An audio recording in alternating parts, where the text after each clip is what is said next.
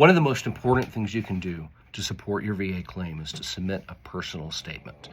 The point of a personal statement is so that you can make the job of the VA rater easier by explaining exactly what happened in service, what's happened in between over time, and how your symptoms affect you now. You want to use your own words for a personal statement. A lot of people ask me, should they use ChatGPT or some other AI to write their personal statement?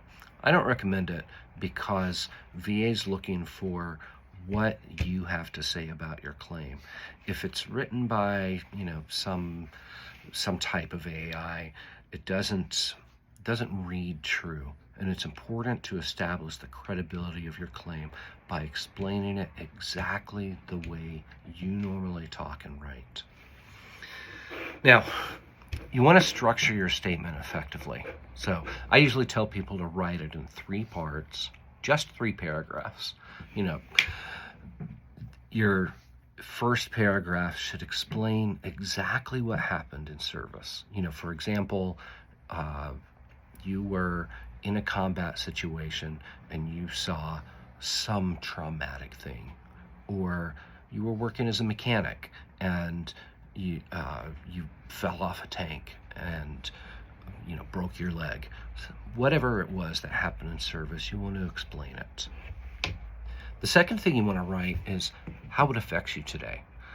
What that is about is that VA actually rates the claim how the symptoms are.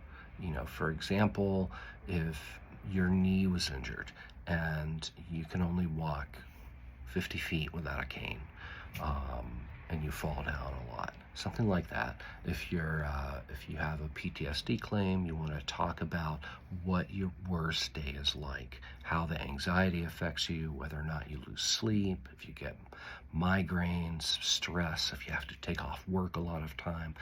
You really want to describe exactly how it affects you.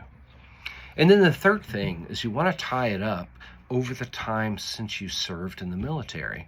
So let's say you got out 5 years ago and you're filing the claim today. If VA doesn't know that the condition has affected you all the way through, then they may well look at it as just a brand new condition. So again, at the end, you want to summarize all the key points and you want to ask for a fair evaluation.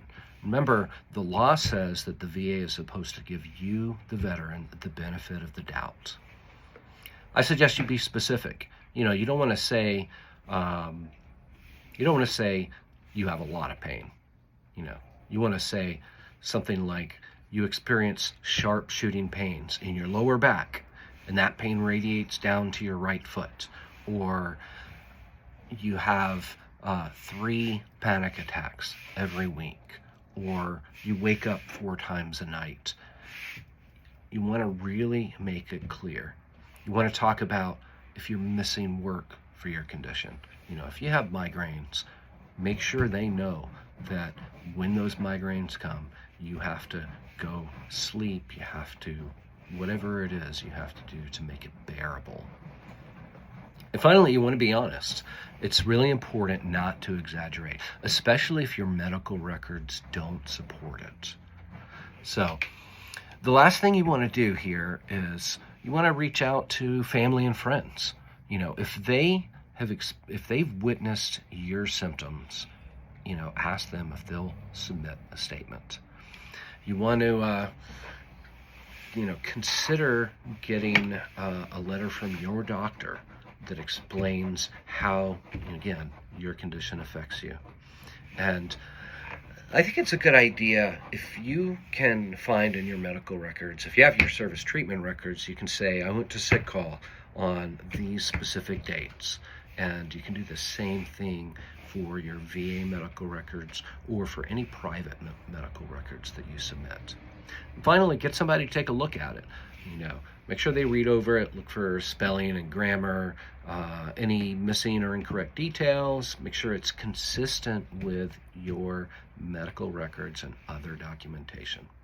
Now, if you want to get help and you're filing an appeal, I suggest you visit our website, fill out the intake form, and send us an email with, your denial letters. You can find the email address and the website address on my profile or on the website. Thanks.